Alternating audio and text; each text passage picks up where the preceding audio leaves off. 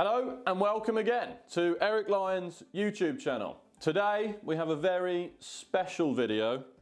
We have the premium cut of beef, the fillet. We have a whole fillet here.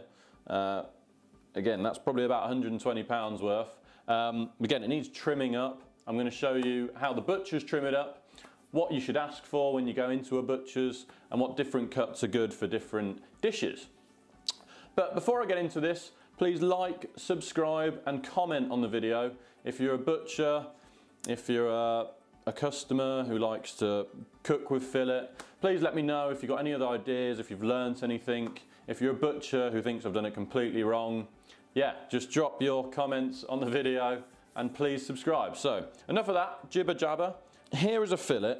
The butchers will take the chain off, will take the sinew off at the top, and then you've got the fillet and sort of the butt ends. And I'm just going to explain a bit about the fillet itself, and then in another video I'm going to be using the centre cut of fillet to make a lovely beef Wellington.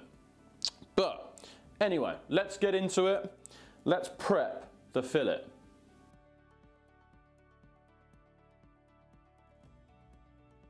Right, so how will a butcher prep a fillet? This is a whole fillet we have here. Again, I don't have a chopping board long enough, and it would be useful if I was in the butcher's, but it's busy there and I need to get away and do this out the way. So let's prep it here. We have the chain. So you don't want to eat this. This kind of goes into mince or sort of our cottage pies. Again, still really nice, but it's got sinew running through it. And again, you can't just throw it away because there's still plenty of meat on it.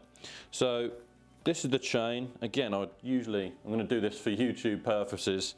I wouldn't really be cutting like this if anyone starts criticising me about my butchery skills. But let's just take this chain off. Again, there's a bit of sinew that runs down and you can see where to go with it. Kind of guides you where to go. So that's the chain.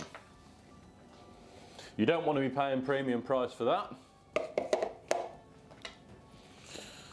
Now we've got the tail end and then the lovely centerpiece. That's the most quality cut you'll get for steaks. If you're doing a fillet for like a roasting joint, which again is quite premium. But you've basically got this sinew on the top that needs taking off. Again, you'll probably see Salt Bae taking it off and taking all the meat off. Basically, if you're going to do it properly, not for fancy purposes, we want to just be guiding the knife underneath it lightly and just running up, taking each bit of sinew off like that, taking no meat with it. Again, I've got a smidge there, but my butchery skills have depleted over the past few months because I've been doing other things. But yeah, this is how you prep a fillet. So just keep taking the sinew off, trying not to take any of the meat with it. Again, that's that side done. I'm going to find it a bit easier if I spin it round for myself.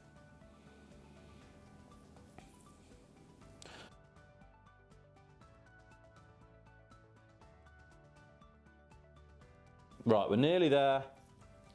We've taken this sinew off the top. It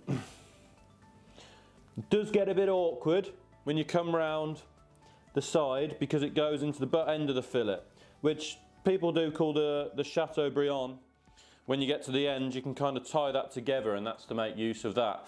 In the butchers, everyone's different. We like to take it off, and that's what I think I'll be doing in this video.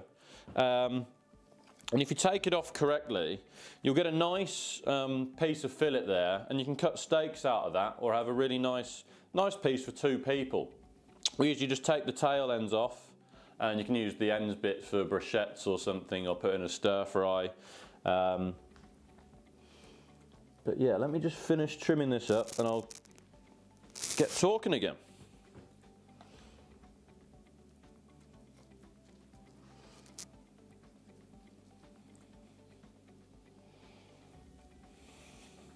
Whoop.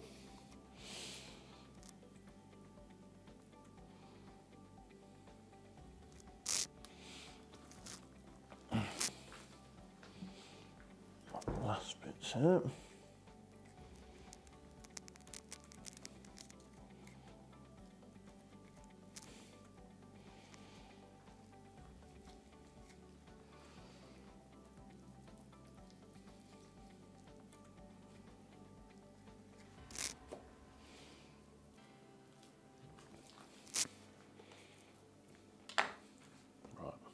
Right, I'm really happy with that. As you can see, we look like we've got a nice clean fillet now with a lot of meat on it.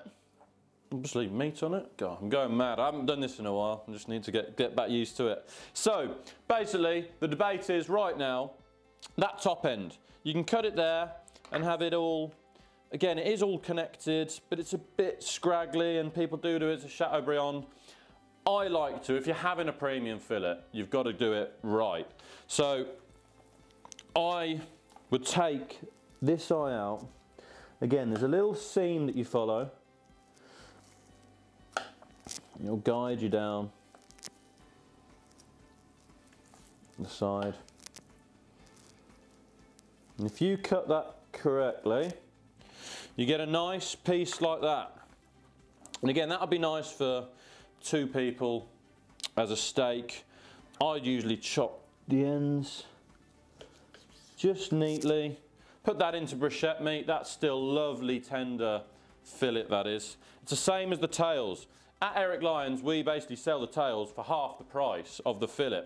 So I always recommend if you're doing a beef stroganoff or many other different dishes, or you just want to have a bit of really nice premium steak and you're not willing to pay the fillet prices, go into butchers, ask for a fillet tail. I'll cut one off for you to let me show you. Or shall I wait? No, I'll wait because I want to show it later. But basically that's the top end, and again, I can cut that into steaks and you get some really nice steaks off that. Beautiful. So we've got a bit of fillet tail, as I call that there, even though it's a bit of a scrap end. That's the tail, and then you've got another tail.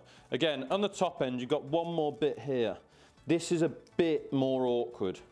The butchers are probably going to scrutinise me here, but again, I would take this off. As a customer, I want them to have the best quality fillet. Some butchers will leave that on and try and sell you a steak with a bit of a seam in the middle. I don't want that at Eric Lyons. We want the best for the customer. So, let's take that off. And all good butchers will still get the best price for that. So again, I'm going to be taking a bit of the sinew off. You can, again, just put it in a bruschetta. Just have a really nice steak bruschetta. Take the sinew away. But if I'm having a steak as a customer, I want the centre. That's all you get, and that's why it is the most expensive cut of meat. Basically, on one cow, you only get one fillet. One fillet? 2 fillets. But, yeah, and there's hardly any of it. Sirloin steak, ribeye steak, massive. You get a lot bigger on the cow. So, if you've only got that much, it's basically like your gold dust. So, that's why it's so expensive. Right, now we've got a few scraps. So, the top end that was on there, you can get 2 nice steaks out of it, or have a nice piece, a whole joint for 2 people. Got a little scrap there we're going to put into bruschetta. Another one there. Again, it's a bit of an awkward size. I would, if you're paying half the price than a fillet steak and you don't want to spend fillet steak prices, go and ask the butchers for that and he might do you a discount. And then we're left with the centre. I mean, this is the whole fillet. This is the creme de la creme. We take the tail off to about there. That's your fillet tail. Got another fillet tail. Take it off to about there because you don't want a steak off that. It's an awkward size. Now we have the absolute perfect fillet steak. So 2 options. We steak it up or we do a beef Wellington. My idea is we're going to try and do the whole thing into a beef Wellington. I mean, there is probably 80 to 90 pounds in English sterling of meat, which is the best. I think I'm going to try and do the whole thing into beef Wellington. and then take it to all our work colleagues, and I'm sure they'll be grinning from ear to ear if they see me walk in with the whole beef Wellington that I've cooked as a nice Friday treat for them. So yeah, we'll slide over to another video. Check it out, beef Wellington, monster beef Wellington.